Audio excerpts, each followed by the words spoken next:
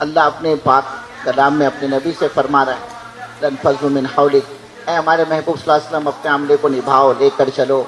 آگے کا فاعف عنہم، غلطی کرتے تو ان کو معاف بھی کرو، یعنی نبی کو بھی بدلہ لینے کی اجازت نہیں، کہا ان کو معاف کرو۔ اور کہا اے نبی صلی اللہ علیہ وسلم صرف معاف کرنے سے کام نہیں چلے گا، آپ کو معافی نہیں کرنا ہے، واستغفر لہم، آپ اپنے ساتھیوں کی غلطی کی معافی ہم سے مانگو۔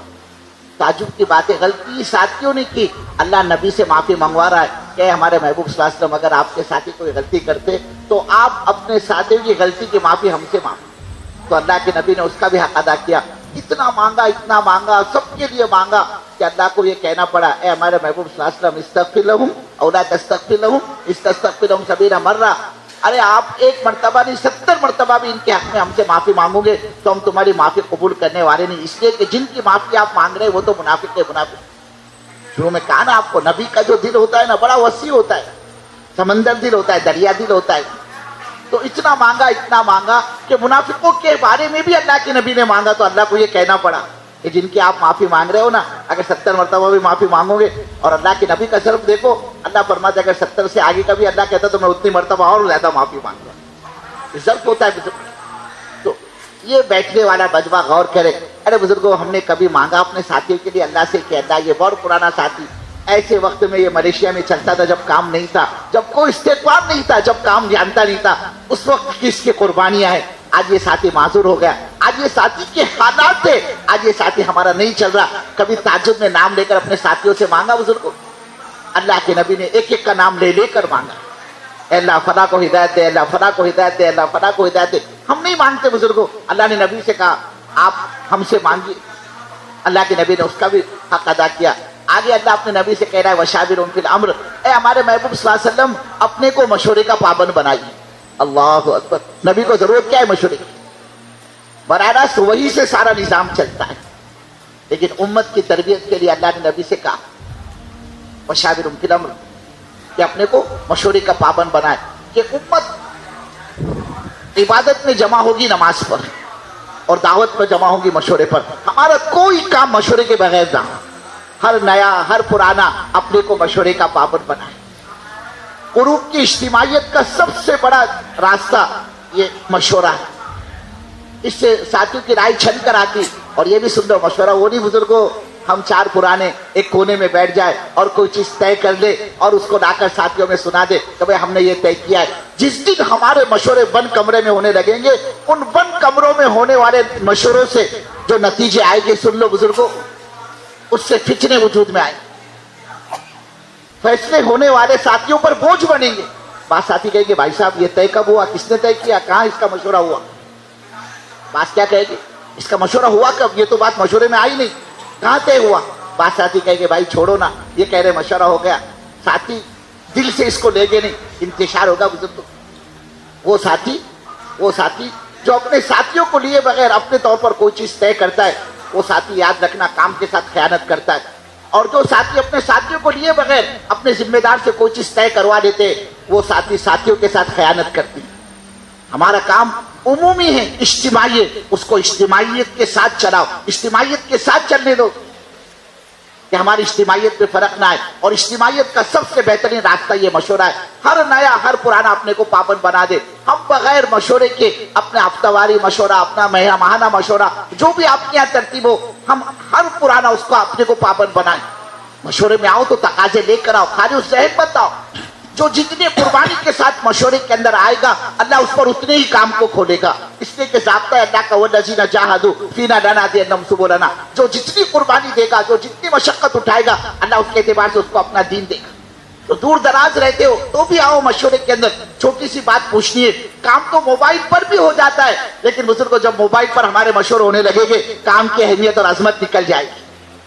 کام کی جان تو قربانی ہے، اپنے مشوروں کو موبائل پر مت کرو، بلکہ براہ راست، اس لیے کہ بڑے خود اس کو پسند نہیں کرتے، ہمارے بڑے اکابرین نظام الدین کے وہ خود اس پر پسند نہیں کرتے کہ کوئی موبائل پر ہم سے سوال کرے، موبائل پر ہم سے بات کرے۔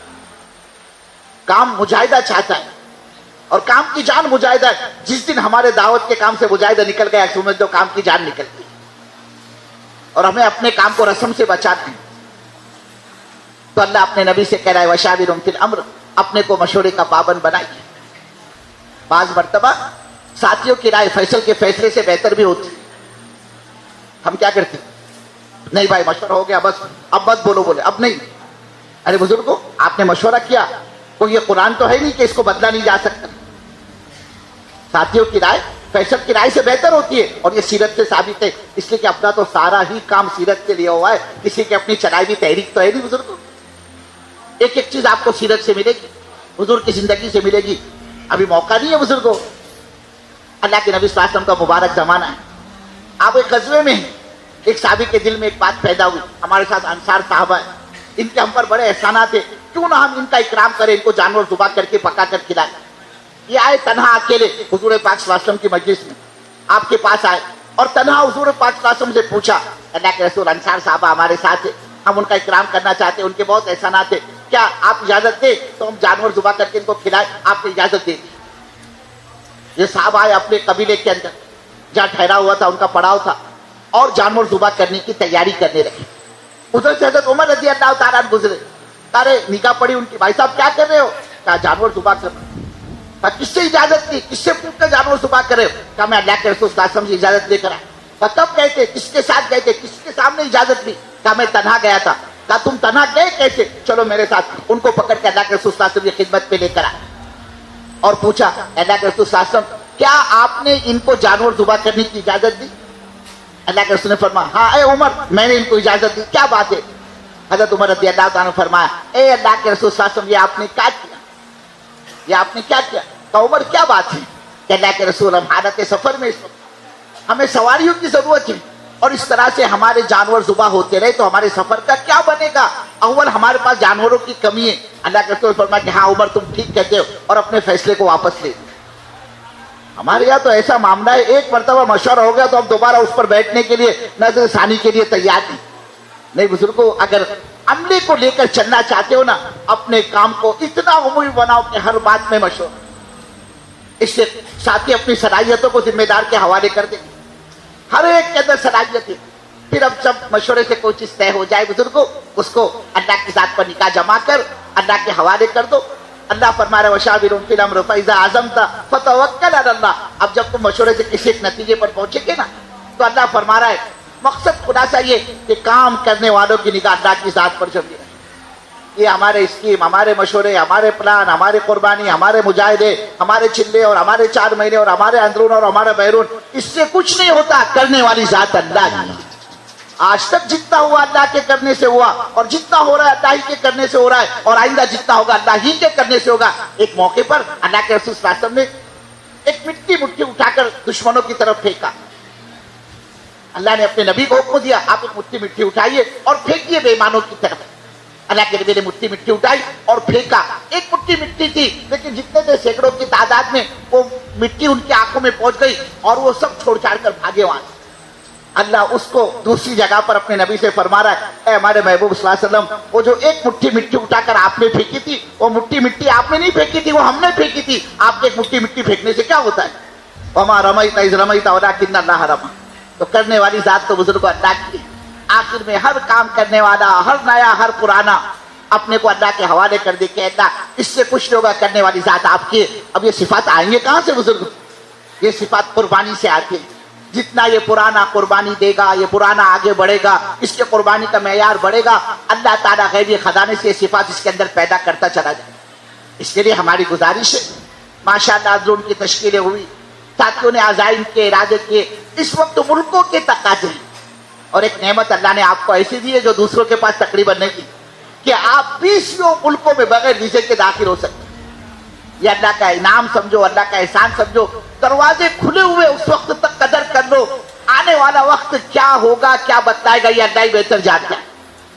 اس وقت دروازے کھلے، اس کا فائدہ اٹھانا.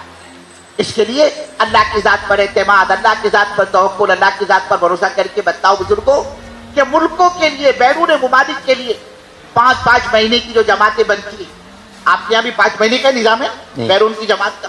5 مہینے کے اعتبار سے دیکھو، مال کی بنیاد پر جماعت نہیں بنتی، خرچ کی بنیاد پر جماعت نہیں بنتی. جو جتنا قربانی سے نکلے گا چلے گا، اللہ اس کا اتنا ہی آگے بڑھائے گا.